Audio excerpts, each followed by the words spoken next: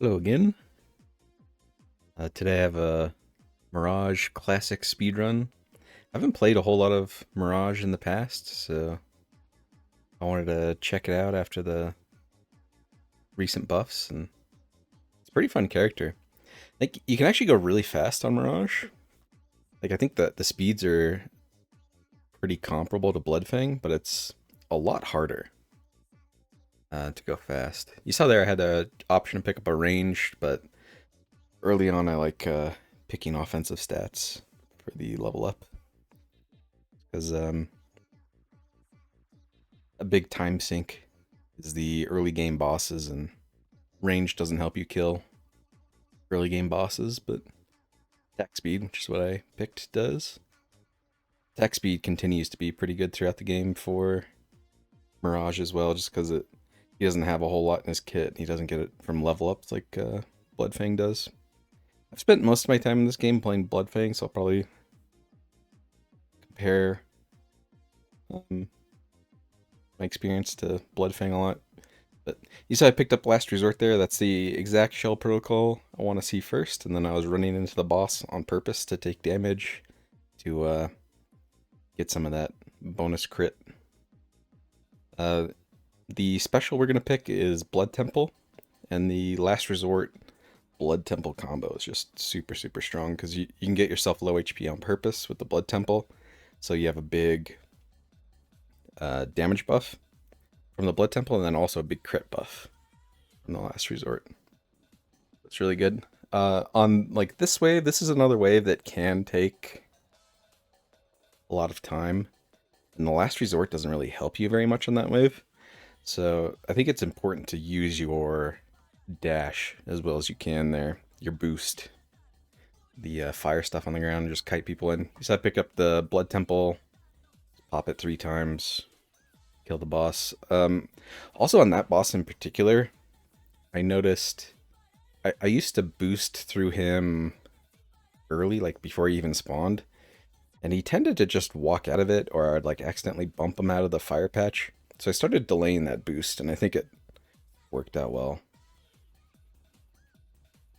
You see on this wave, I still I have Blood Temple, obviously, and I'm not really pressing it, because I don't really have any healing in my build yet, so it's kind of dangerous to get low HP. And I'm positioning super aggressive to get the most damage out of my boost that I can, and out of the Bloom Cannon, which is still minimum range. And then coming up here is probably the hardest part of any run, and that's the Corrupt Mirage. So I got the Strike Reflex, so I have healing now, so I can get my stacks of Blood Temple up, and then just stay in the face of the boss, even though he does a lot of damage if you let him hit you. Ideally, the best attack pattern to see on him is the one where he throws like the mortars on the ground, because those are pretty easy to avoid while staying close to the boss. But his other 2 attacks do a lot of damage. So your options are back off and do less damage, or get some like big healing like Strike Reflex and kind of just stand in his face and blast him.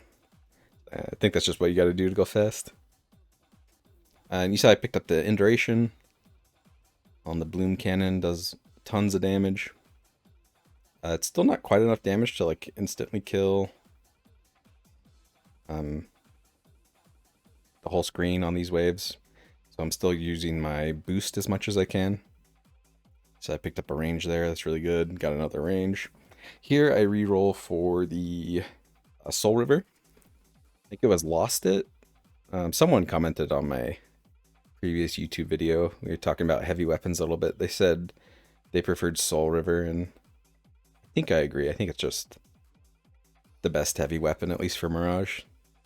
Long range, it has a burn potency, which is helpful for the last boss. And you saw I put a red gem on there, which, at least for me, is kind of a new thing. I know, I think it's pretty well known that like fragmentation is a strong resonance, but that's what I'm going for on that. But since I've been playing so much Bloodfang, on Bloodfang you don't really build fragmentation on anything. So it's been kind of a while since I've actually used fragmentation. It took me a while to realize that that's what I should build on the Soul River, but it's really strong. So I would definitely do that. Another range is great.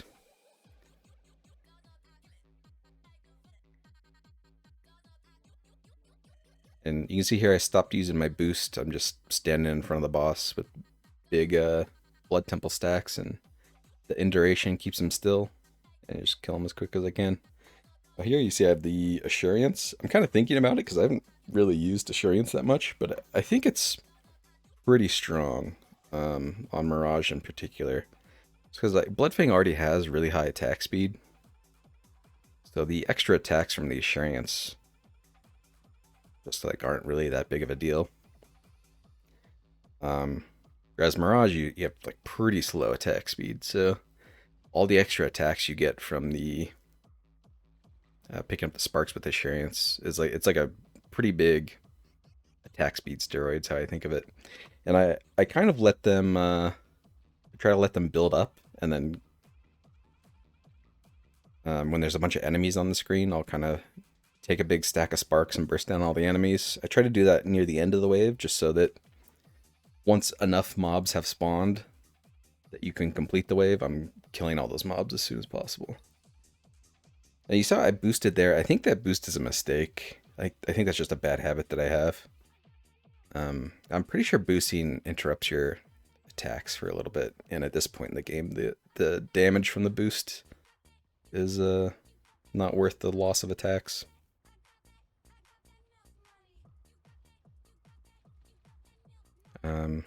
Yeah, I mean, you'll see in these ways, I'm basically just trying to keep my HP around half, just hitting it down with my Blood Temple. So I have decent stacks of Blood Temple, decent crit from the Last Resort. And I'm trying to stay like centralized and keep like a ring of sparks around me to pick up and burst down the enemies.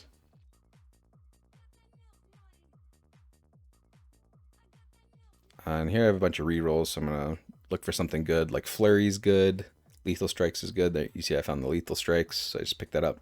Or crit's great. Even if you go over 100% crit, for the last boss I'm going to build Liquefaction on my shifting staff.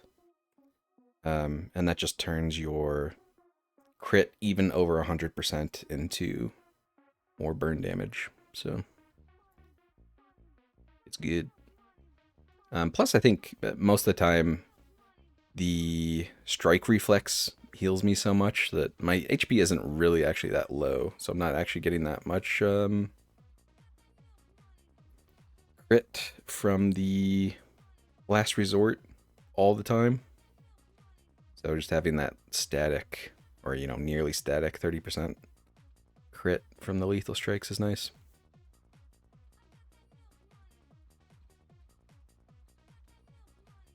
But yeah, Mirage is really fun. I think if you haven't played Mirage, you should check him out. He's really rewarding in the early game in particular.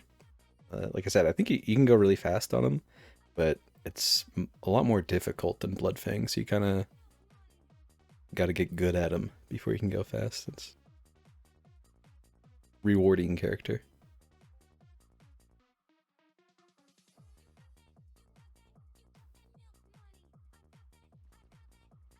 And I have the 2 blue on my staff now, so I'm guaranteed the Liquefaction for the last boss.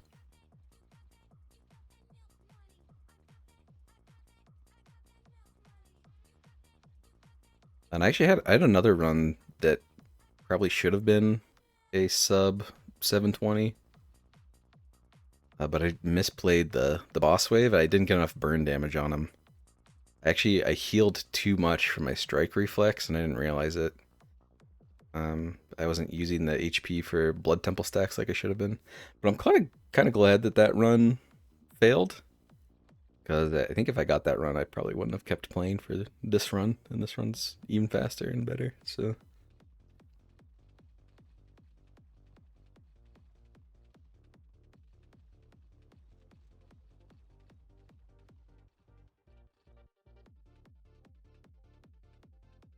You see, it's just the last boss left, so I forwent the range and just picked up as much burn damage as I could. Got the liquefaction on the staff. I just stack up the blood temple, stand in front of the boss, and he goes down. Yeah, there's the run. It was pretty fun. I think I'll probably. Well, I think the weekly challenge next week is Meteor, so I'm going to be playing them anyways, but I think the next one I'll probably go for is a decent Meteor time. Now that I have a little more experience using a bunch of heavy weapons, I've been playing Mirage instead of just spamming Bloodfang. I think that'll be interesting to do. But thanks for checking out the video. See you around.